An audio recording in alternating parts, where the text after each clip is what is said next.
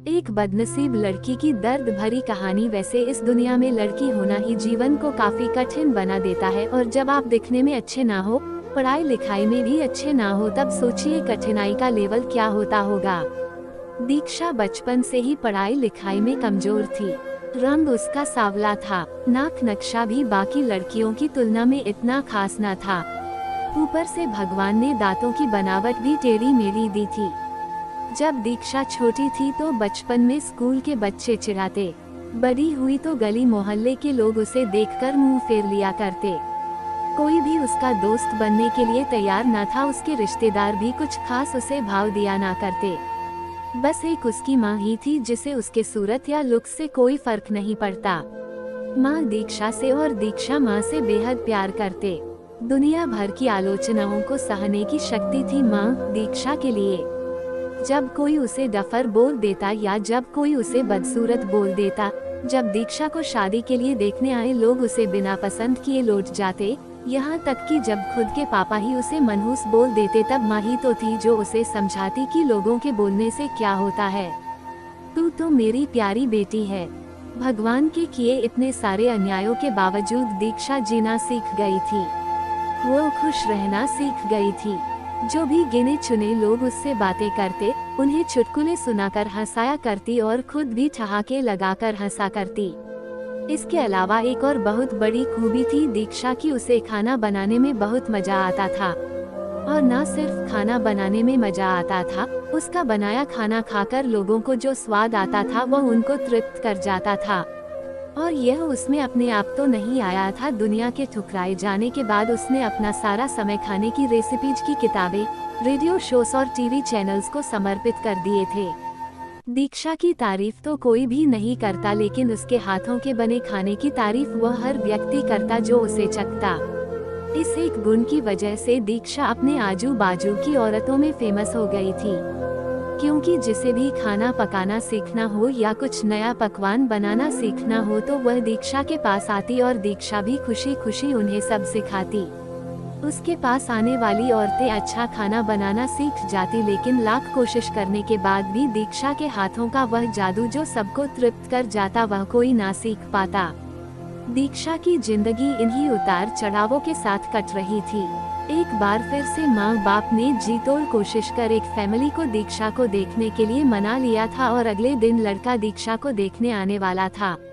संध्या को इस बात की खबर होने पर वो दुखी और गुस्सा हो गई थी कि बिना उससे पूछे पता नहीं क्यों माँ बाप लड़कों को बुला लेते थे और उसका मजाक बना देते थे। माँ ने दीक्षा को समझाया था कि ऐसा ही होता है, कोई भी बेटी अपने माँ बाप के यहाँ हमेशा नहीं रहती, उसे एक दिन शादी करके जाना ही पड़ता है। अगले दिन दीक्षा सुबह सुबह ही लड़के वालों के आने से पहले ही सज सवर कर कहीं निकल गई थी। उस दिन लड़के वाले घर आकर माँ बाप को बहुत खरी खोटी सुनाकर गए थे। वैसे भी पापा को दीक्षा पर हमेशा ही गुस्सा रहता था, लेकिन उसकी इस हरकत ने उनको गुस्से से पागल कर दिया।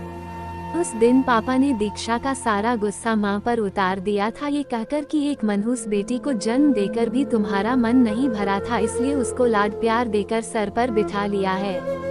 हमेशा अपनी बेटी के बारे में गलत बोलने वालों से नाराज रहने वाली माँ आज खुद दीक्षा से नाराज हो गई थी, और वो अब दीक्षा के घर वापस आने की बेसब्री से राह देख रही थी ताकि अपना गुस्सा उस पर उतार सके।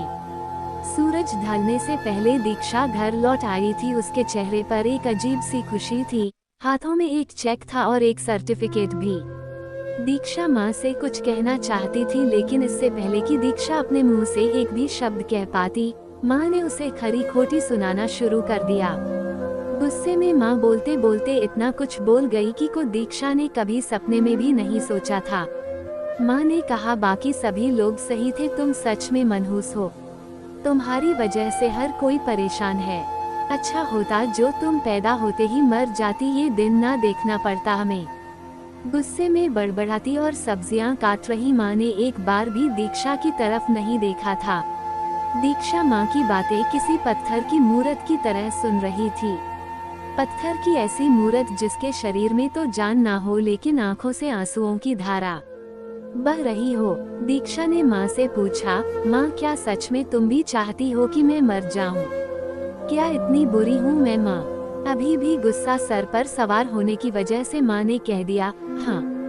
बिना एक पल भी सोचे दीक्षा ने सीधा अपने कमरे में जाकर कमरा अंदर से बंद कर लिया था। 1-2 मिनट बाद गुस्सा थोड़ा शांत होने पर माँ को अपनी गलती का एहसास हुआ, तो दीक्षा के रूम के तरफ गई। उन्हें पता चला कि दीक्षा ने रूम को अंदर से बंद कर लिया है।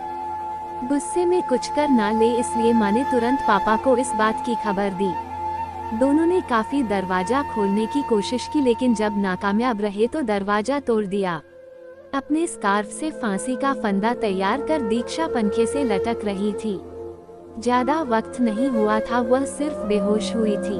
माँ पापा ने तुरंत उसे पंखे से अलग किया और बेड पर लेटाया। पापा ने तुरंत डॉक्टर को फोन किया।